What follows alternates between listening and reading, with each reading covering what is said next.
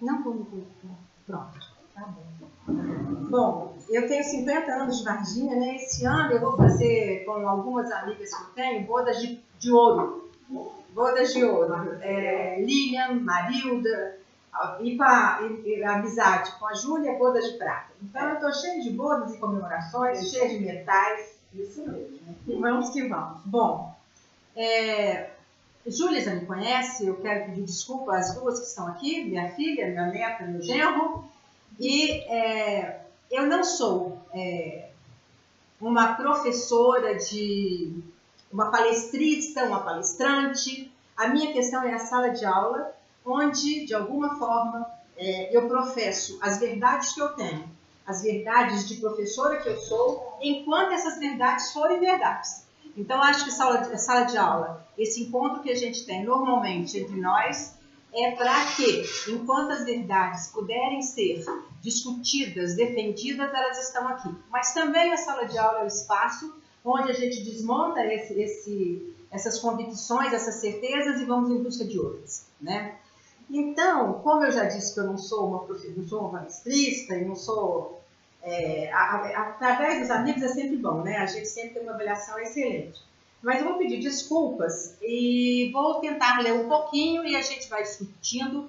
Eu coloquei como proposta para hoje que a gente reflita sobre a nossa condição humana. Eu não dou conta de ser uma feminista, de ser uma ativista das questões femininas, buscando a diferenciação entre homem e mulher.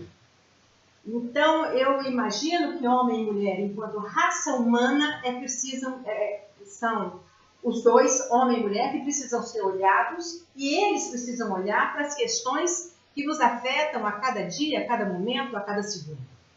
Então, as reflexões que eu quero fazer nesse momento seria da mulher enquanto um ser humano, raça humana que está aqui. E quem é esse ser que hoje se discute abertamente se nós nascemos mulheres, se nós nascemos já extremamente definida como é que é a nossa vida a partir daquele momento do nascimento, ou se a gente se somos ao longo da vida essa mulher, ou se vamos nos tornar mulher ao longo desta caminhada. E eu entendo que a participação masculina ela é muito importante porque o homem também tirando os corpos chauvinistas, claro, né? Aqueles que têm olhares muito, muito reacionários em relação à nossa presença no mundo, os homens também, eles são feministas no momento em que eles estão levantando bandeiras para defender também as nossas causas. Acho que nós devemos tomar um cuidado muito intenso, muito grande, olhar com bastante cuidado, para que no feminismo, para que feministas, né, para que nós, enquanto abraçamos as causas feministas, que a gente não se torne também tão reacionária quanto os machistas são em relação à nossa existência. Então, algumas questões que eu acho que a gente pode tentar desmontar um pouquinho, eu vou tentar clarear um pouco o que eu estou querendo dizer. Hoje, se a gente abrisse a internet hoje, nós temos milhões de histórias. Hoje as histórias estão todas lá para a gente escolher um daqueles quadradinhos e ver onde é que a gente se posiciona, onde é que a gente se encontra. E uma das coisas mais corriqueiras e que a gente viu hoje é a negação do Dia da Mulher, enquanto um dia que ele existe para que as mulheres sejam comemoradas na sua feminilidade, na sua sensibilidade, na sua afetividade. Então, assim, a mulher não pode ser, de alguma forma, ganhar uma flor hoje, porque a flor virou um sinônimo de, ao ser presenteada no Dia da Mulher com uma flor, isso quer dizer o seguinte: ei, carinha, o que é isso? Afinal de contas, eu sou uma batalhadora, ativista, olha só as questões, não quero flor. Então eu fico imaginando onde é que nós colocamos, nesse universo, nesse espaço, onde é que nós vamos colocar a questão das gentilezas, a questão dos carinhos, a questão dos afetos. Eu tenho uma neta de 11 anos, com certeza ela vai gostar muito de ganhar flores.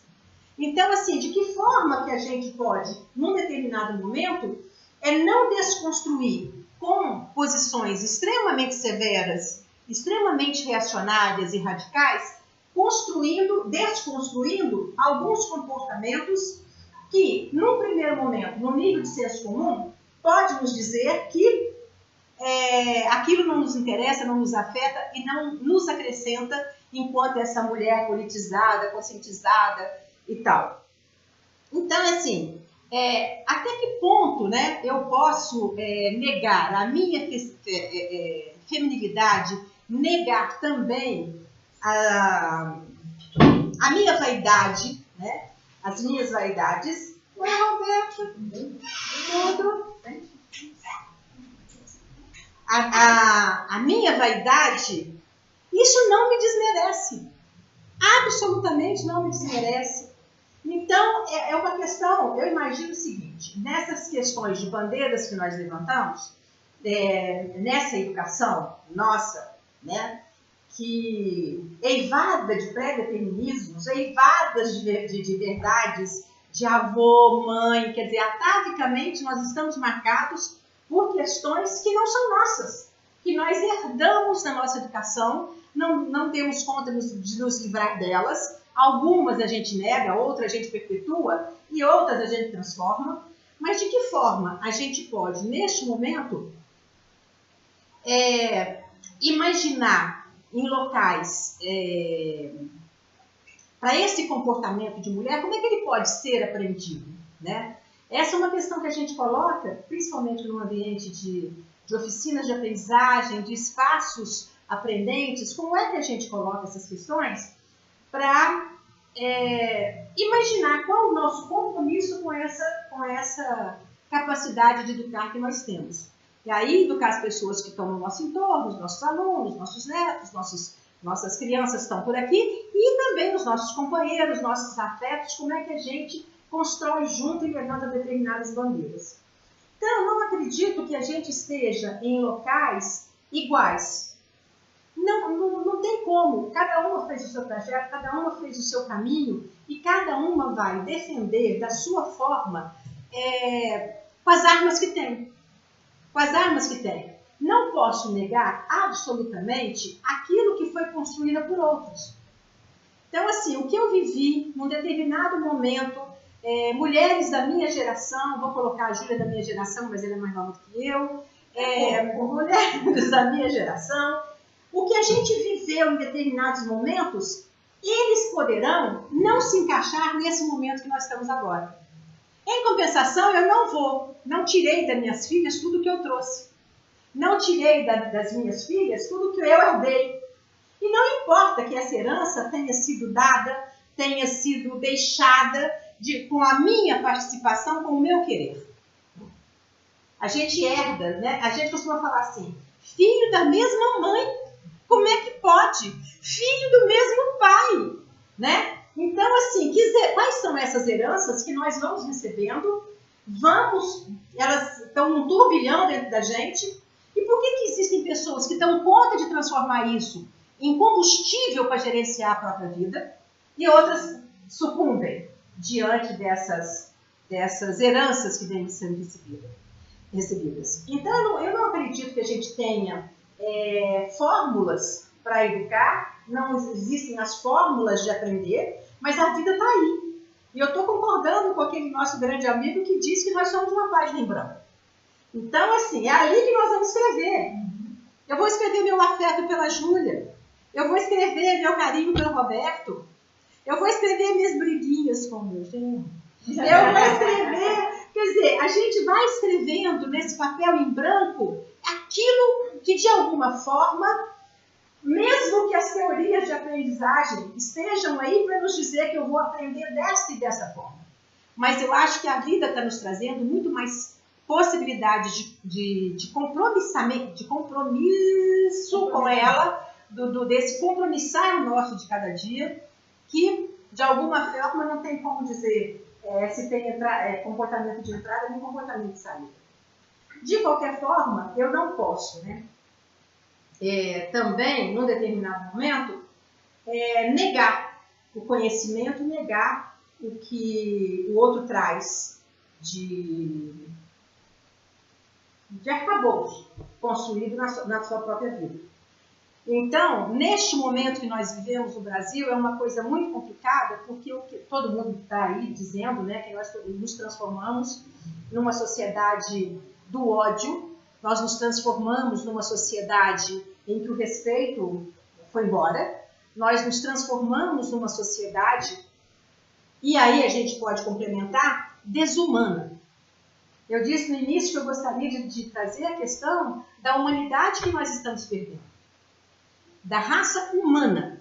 O que é que o homem perde, o que é que a mulher perde e o que é que nós não estamos conseguindo resgatar.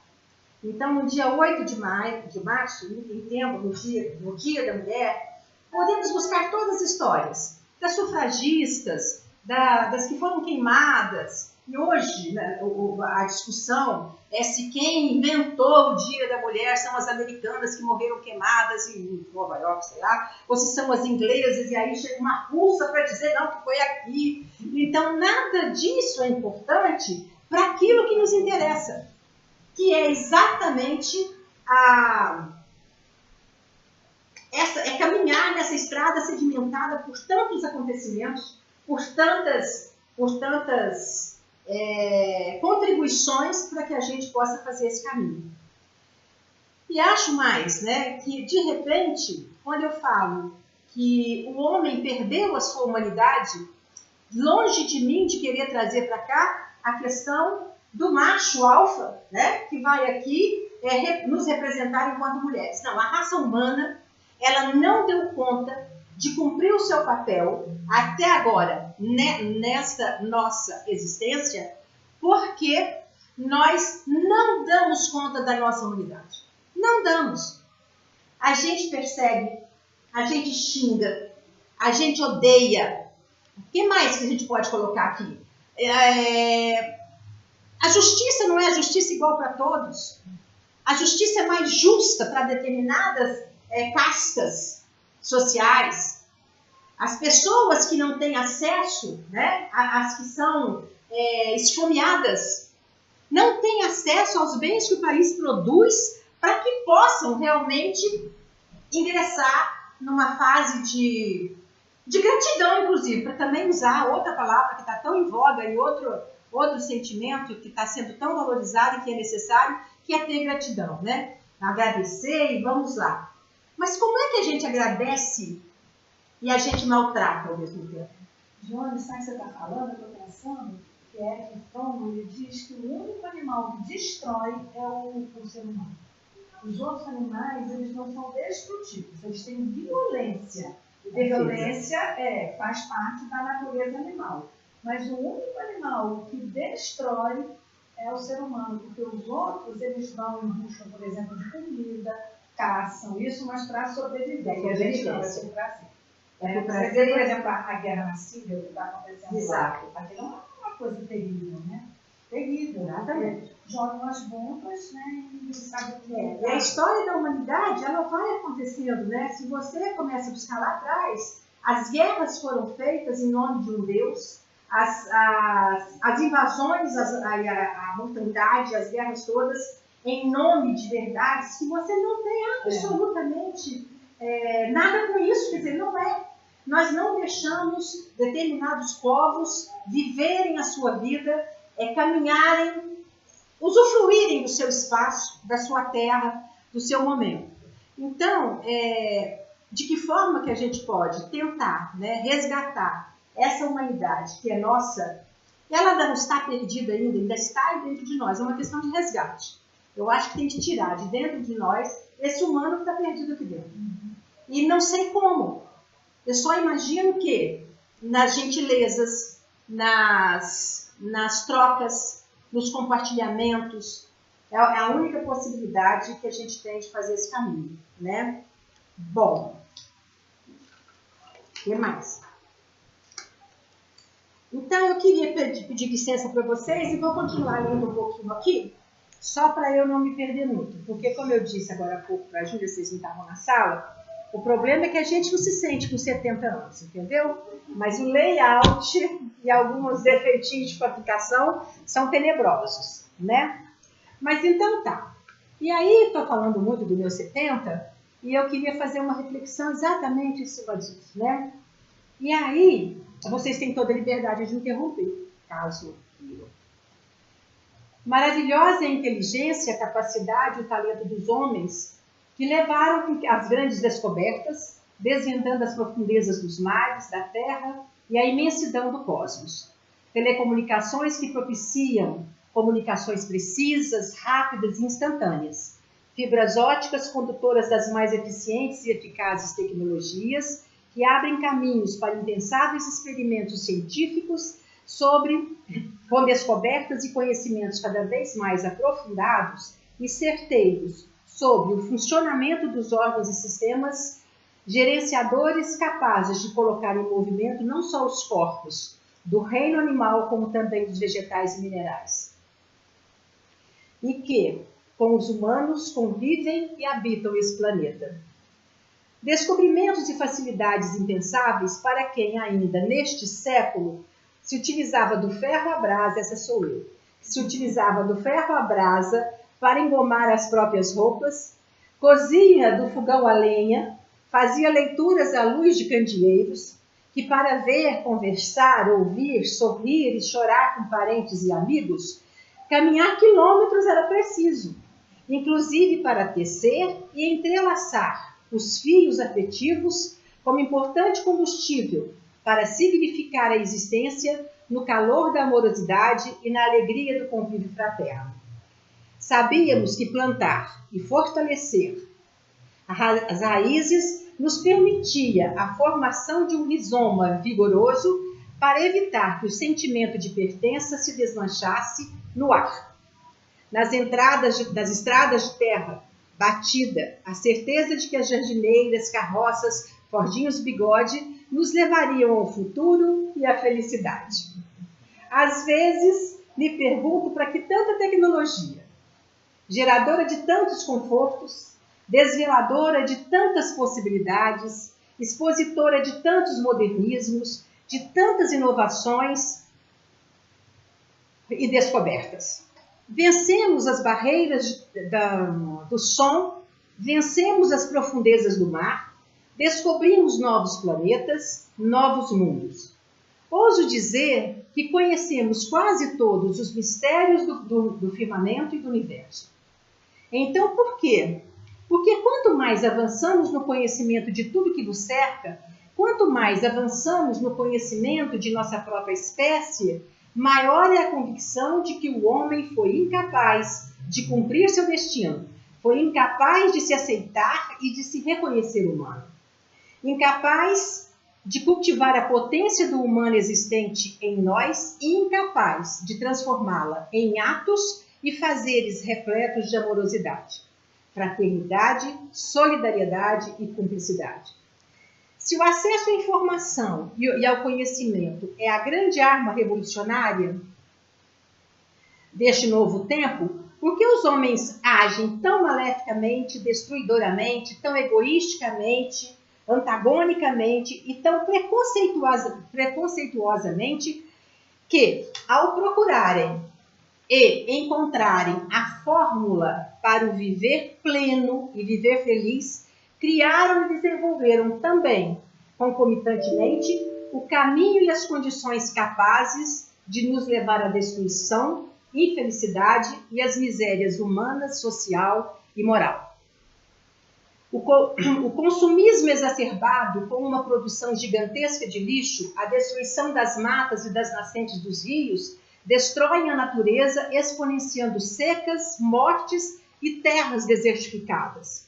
Desacatam, desmerecem, desrespeitam seus semelhantes com demonstrações egoísticas, personalísticas e sem unicidade afetiva, onde o que prevalece é a falta da solidariedade, da empatia com seu próximo.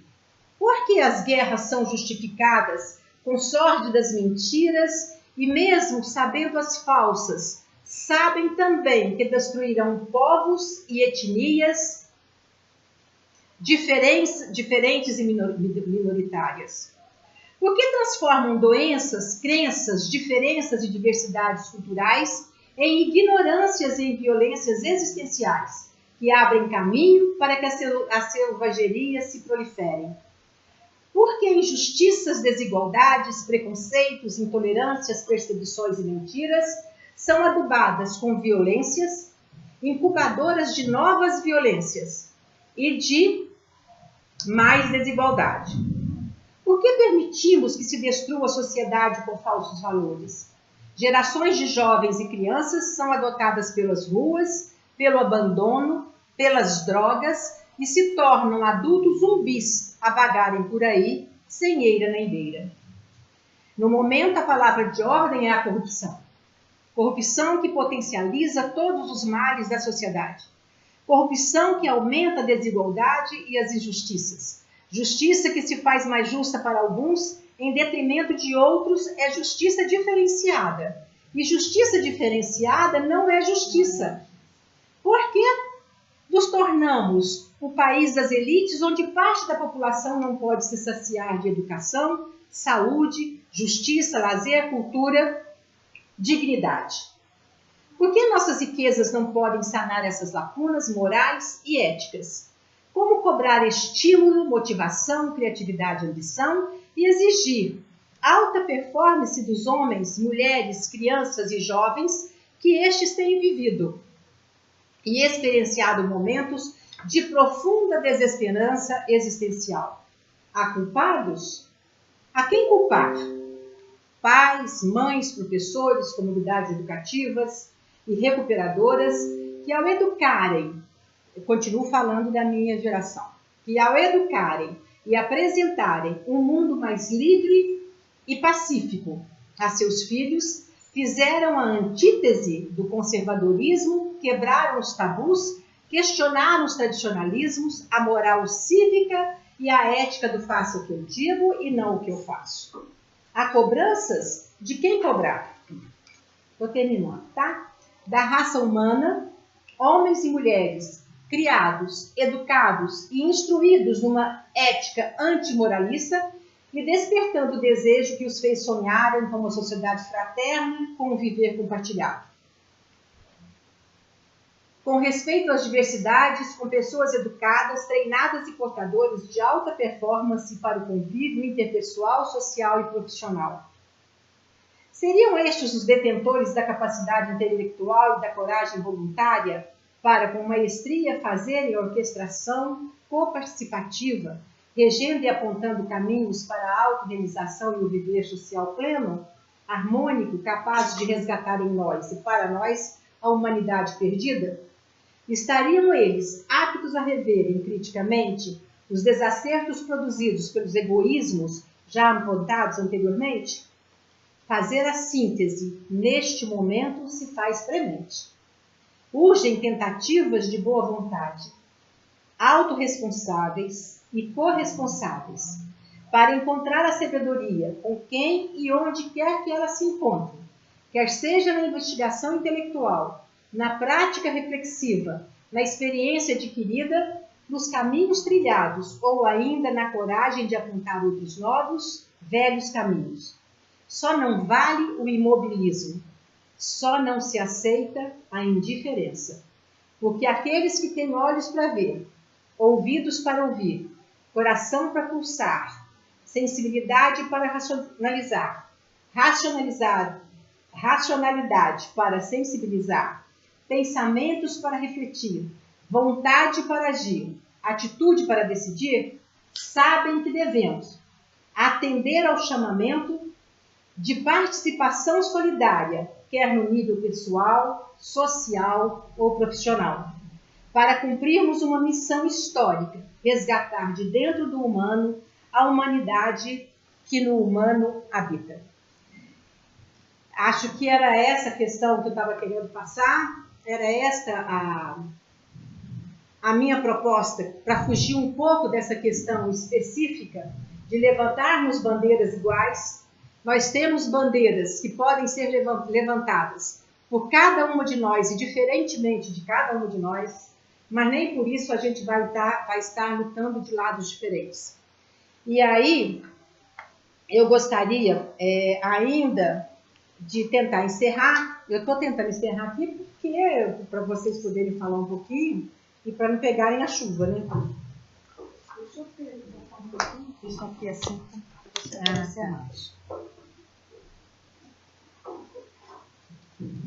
Posso falar um pouquinho? Claro. Enquanto você está procurando aí, porque você sabe que nós duas. Eu tinha uma amiga já falecida, vou entrar só para vocês entenderem, Maria Amélia.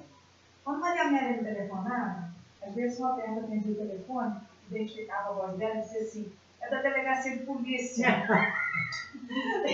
Para ela não, porque sabia que era papo que ia durar muito tempo. Falava ela e falava ele. E eu e o Johnny somos assim também.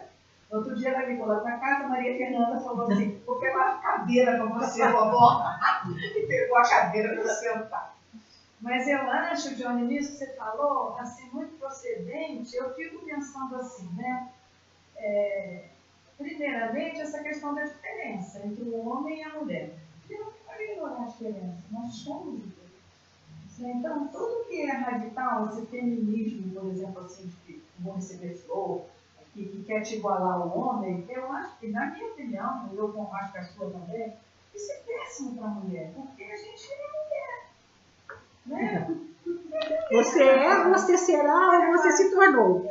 Não, disse Simone de Beauvoir, diz que a gente nasce fêmea. Fêmea. Né? Na raça humana, você tem as características. Você é fêmea. Você é fêmea. Ser mulher é outra coisa, a gente vai adquirindo com a cultura. Né? A gente que está na área da educação, a gente sabe como que esse feminismo, essa feminilidade, né, é imposta. Porque, por exemplo, a minha filha mais nova, a Roberta, não tem nada de feminina. E, por outro lado, não tem nada de feminina, você sabe assim, não é de se enfeitar, não é de... Né? Mas é a filha que mais acolhe me dá. Quer dizer, com quem eu mais... Quer dizer, aquela coisa do feminino, de cuidar.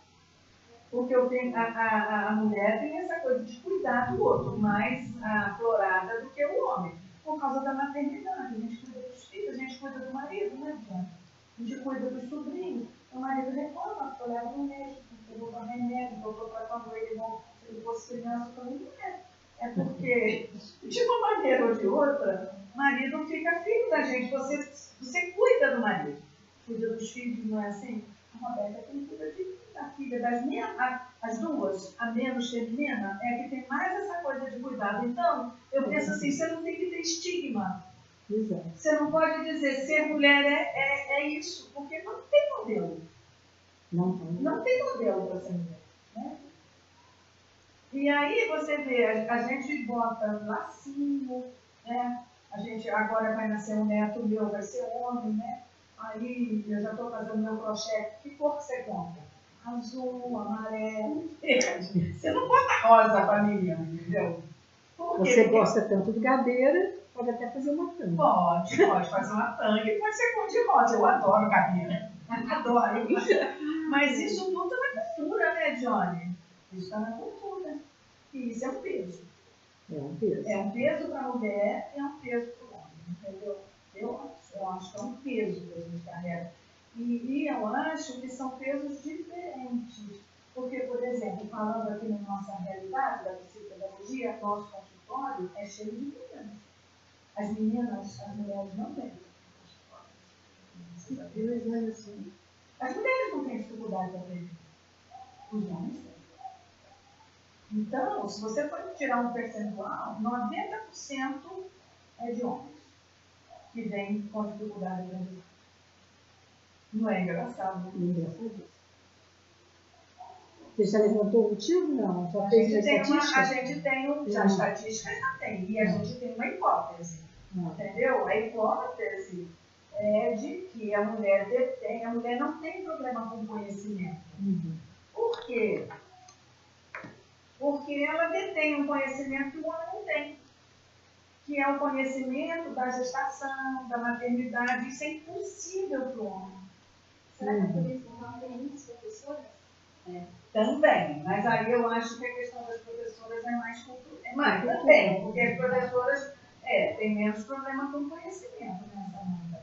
Mas professora, enfermeira, psicopedagoga, são profissões que têm a marca do feminino. E isso é ruim. Eu acho que tem uma questão cultural também, que no Brasil, colônia, as professoras, as mulheres bem-nascidas, as mulheres bem-nascidas, elas, os pais não permitiam que elas tivessem trabalho nenhum, que elas saíssem de casa elas estavam ali esperando o casamento, estavam ali de alguma forma, esperando o noivo e tal. Então, a profissão permitida, única, era ser professora. Então, ser professora, tanto que tinha professora, as minhas professoras da minha época de escola iniciante, eram todas mulheres bem-nascidas, de classe social mais alta, porque eram aquelas que tinham acesso a esses cursos e, de alguma forma, para os homens ficavam ali os cursos de medicina e de direito, né? De engenharia, e que de repente iam ganhar a vida de alguma outra forma, porque nem essa profissão implicava em que a mulher também não, que implicasse que elas ganhassem esse dinheiro para a sobrevivência, em nenhum momento. Eu sou de uma geração que era muito comum na minha terra, era chiquetésimo, assim, era muito chique você falar que não sabia fazer nada. Era muito chique. Vai fazer um café, não sei. Fulana vai casar e não sabe fazer nada. Nada. Isso era, no máximo... Era muito chique, porque quando eu me casei, eu ganhei uma panela de pressão, meu pai não deixou eu levar. Porque ele disse que eu ia explodir a casa, nunca tinha cozinhado na vida, todo mundo escutando. Mas você é do Rio de Janeiro, eu sou lá do Mas na sua época, o curso normal chamado Espera Marido? Também. Quando era na minha época, quando a gente terminava o ginásio, chamava ginásio, né? Aí você tinha 3 opções. Os meninos faziam científico. As meninas podiam escolher ou fazer o curso clássico ou o normal. E o normal é chamado Espera Marido. Eu tinha tanto horror disso, que eu era sempre muito rebelde, que eu fui fazer o clássico. Agora vocês vejam que Johnny falou da época dela, dos ferros. Eu não peguei essa coisa do ferro. Lá no Rio, mamãe já usava ferro elétrico. Mas isso era uma coisa tão marcante que eu queria ser jornalista, gente. Papai nunca deixou. Porque jornalismo, ser jornalista, era moça, não era moça. Era moça que não prestava, falava assim. Não era moça de família. Não era moça de família. Eu queria dançar balé. Papai nunca deixou dançar balé, porque balé não era moça que prestava. Você sabia disso? Depois eu vi, não era isso. Né? Hoje eu escrevo, né? Porque é a maneira que eu tenho de colocar aquilo que eu gosto de fazer. Agora, vocês vejam como que era, como que mudaram as coisas. Quer dizer, hoje Maria Clara, por exemplo, está aqui com 11 anos, Elisa, minha neta, com 11 anos, pode escolher, né, João? Pode, graças a Deus. Graças a Deus. Não, graças a Deus e graças à luta que a gente tem tido há muito tempo, né? É verdade. Bom, então, dentro dessa questão da aprendizagem, né, qual a reflexão que se faz presente neste 8 de março?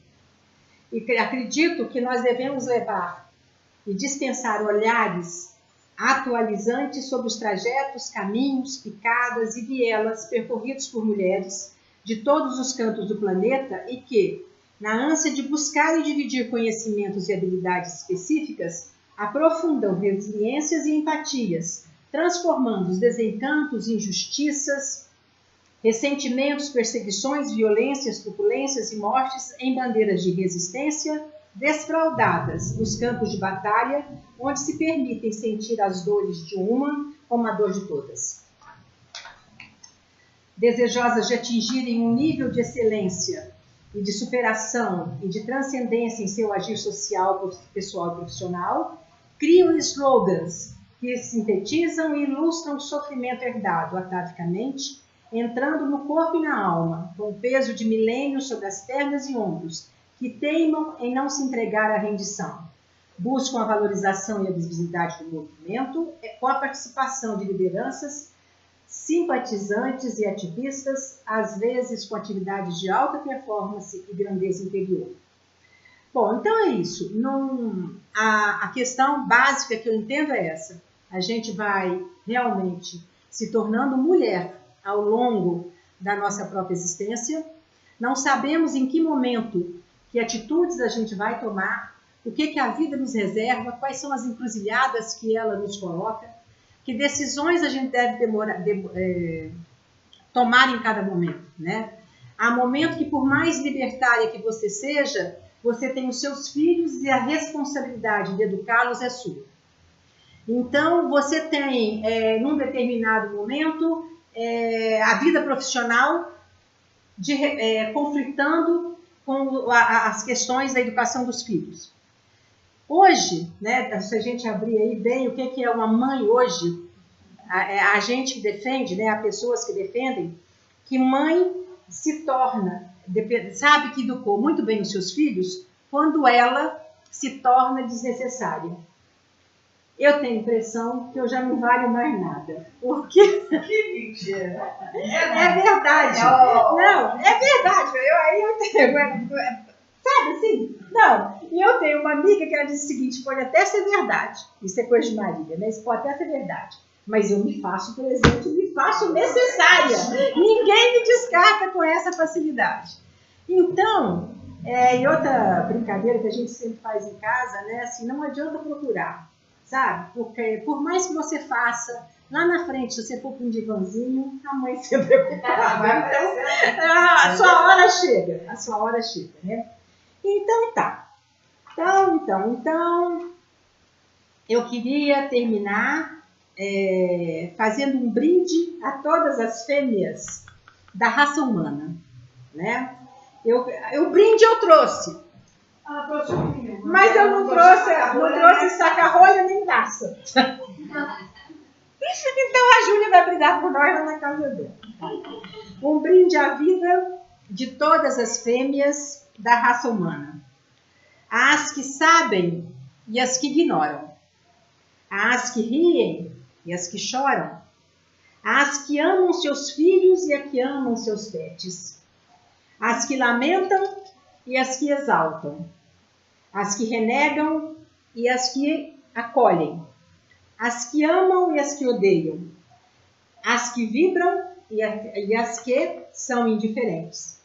As que sangram e as que não mais. As que têm uma certa idade e as que têm a idade certa. As que são princesas e as que são do borralho. As ricas, eu detectei uma princesa aqui dentro, vocês viram, né? Eu vi que tem uma princesa. Tem uma princesa aqui. As que são princesas e as que são do borralho. As ricas e as pobres. As magras e as gordas.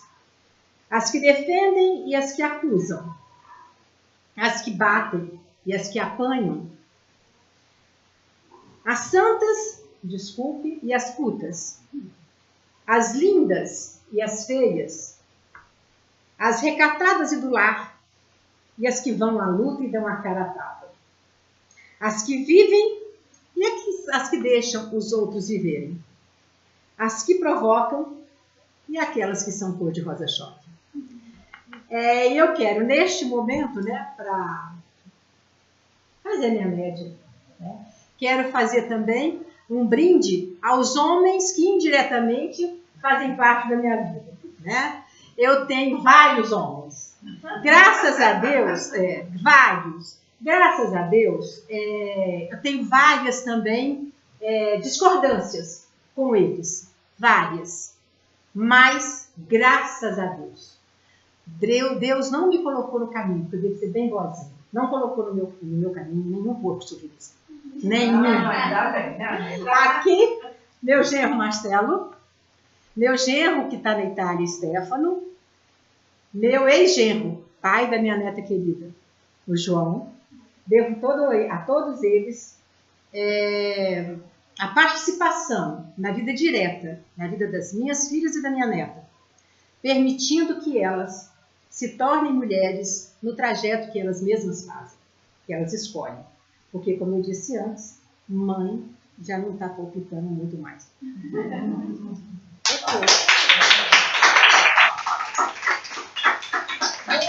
bem, amiga. Eu queria dizer para vocês uma coisa. Por que a gente escolheu hoje comemorar o Dia da Mulher, né? Porque você não gostou? Não, fica aí. Eu escrevi e publiquei hoje no meu blog um artigo, um textinho sobre o Dia da Mulher. Eu comecei falando assim, que no Facebook eu tinha visto na semana passada uma pessoa que publicou algo assim, que não sabia por que se negro e branco era igual, por que tinha cota só para negro. Eu vejo essas besteiras, eu penso, sabe? Aí eu comecei escrevendo o seguinte, né? Por que tem que ter cota para negro? Porque como é que você vai esquecer todo o passado, né, dessa população que foi escrava, que foi submissa, enfim, a gente sabe da história, né? Aí a mesma coisa, tem que ter dia da mulher, né? Como é que não vai ter dia da mulher? Porque é a mesma coisa, né, que é minoria, né? Então, se é minoria, precisa de ter uma data para a gente poder... É o mínimo que a gente pode fazer, né? Porque a minoria é todo um setor da sociedade que, de alguma maneira, foi desprestigiado, foi desqualificado, foi abusado, né? Sofreu violência. Então, nós mulheres, apesar de sermos maioria quantitativa, né? Nós somos minoria, porque nós temos todo o passado de exclusão. Então, vocês veem, por exemplo, a questão da empregada doméstica, que é a mulher, né? Que é também uma coisa que é uma marca pesada da nossa cultura, né? Da empregada doméstica. Não sei se vocês sabem a origem de como é que começou a ter empregada doméstica no Brasil. Você sabe? Tem um antropólogo, Roberto Cambini, que conta essa história. Disse que quando a colonização brasileira, no período da colonização, os padres vinham e as índias, e os padres transavam com as índias, porque padre sempre transou, né? Você vai pensar que não. Aí, os padres transavam com as índias, só que pela cultura indígena, aí a Índia engravidava. E aí a Índia que engravidava era expulsa da tribo. Então, o padre não podia assumi-la, porque era padre. A tribo expulsava aquela mulher, porque ela rompeu com a cultura tribal, e ela ficava em volta daquela casa como é que chamava? Como é que chamava isso, gente? Agora, quando vinha da missão, ela ficava em volta da casa da missão, pedindo assim um pouco de comida, da comida que sobrava, e aí então os padres pegavam elas para fazer o serviço doméstico. E aí é a origem da empregada doméstica, que aqui no Brasil é uma coisa que existe, né? Que a gente ainda tem, coisa que em outros países não existe isso de empregada doméstica, né? Então, é um outro resgate que a gente precisa de pensar, né? Que está relacionado com o carnaval agora, né? Não sei se vocês viram, eu não, só vi depois a repercussão, né? O desfile da Tuiuti, em que abordam as questões do negro, da abolição da escravatura. Que momento em que você tem na abolição, né? O retorno depois que a Lei Áurea é sancionada, eles acham que é um presente de grego. Não há, quer dizer, não tem oportunidade não tem casa, não tinha comida, não tinha casa, não tinha salário, não tinha onde morar. Então eles voltam agora em situações muito piores, né? Porque era uma situação de devedores, de favores e tal. Então, e por aí vai. Mas eu tinha fé. O Brasil estava caminhando bem em relação às questões das minorias e de sanar essas desigualdades de alguma forma. Mas quando a gente olha para a Europa, né, a Europa está entrando no mesmo desespero. Você vê a Itália, é um país tão altaneiro, tão ativo, tão... com as pessoas revendo, inclusive, as políticas de aceitação dos africanos que chegam por lá. A França não dando conta dos negros que estão voltando, porque eles cobram, de alguma forma, não sei quantos anos de colonialismo. De qualquer forma, se a gente não olhar para o nosso outro, né, com o olhar de quem tem na sua frente um seu semelhante, a gente não sai desse imposto. Esse é o grande problema. Né? Esse é o grande problema. É isso aí. Querida, você falou de flor, né? Antes eu quero dizer uma coisa para vocês, né? É importante também. Sempre a gente aqui na Fundação, a Samanta e a Alessandra são alunas. Então elas sabem, nosso papel é esse. Você falou, a gente não foge à luta? Qual é a luta? É a gente poder trazer esse tipo de reflexão nessas datas, né? Então, isso é o nosso papel. Vai ficar no vídeo e vai para todo mundo. E eu quero saber se você me manda esse texto maravilhoso para eu botar na plataforma para as meninas poderem ler. Porque o texto está lindo. Tá. Mas deixa eu corrigir para você. Está faltando aqui umas bonitas. Tudo bem, Roberto? Então, tá bom. Tudo que a Júlia falou ali, eu esqueci de dizer que tudo aquilo passou no Rio de Janeiro. Ah, sim. Entendeu? Era para ser Rio de São Paulo, as áreas voltadas para o Jardim. O Distrito Federal, inclusive, no Rio de Janeiro.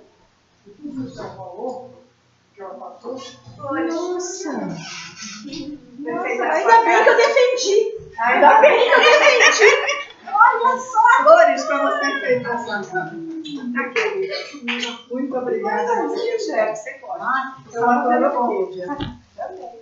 E essa vai florir. Ó, vai abrir aqui e vai abrir aqui. Não, eu estou tentando botá-las em casa. Né? Eu cultivo. Eu tenho várias, assim, eu ganho, aí depois eu deixo elas lá e elas florescem todo ano em outubro. Gostou? Obrigada a você. Muito obrigada. Gente, obrigada a vocês. Tá? Pena que as pessoas mais que a chuva atrapalhou, né? Muita gente talvez não tenha podido vir por causa disso. Johnny, se você puder mandar o texto, aí vai ser ótimo, porque aí a plataforma, eu não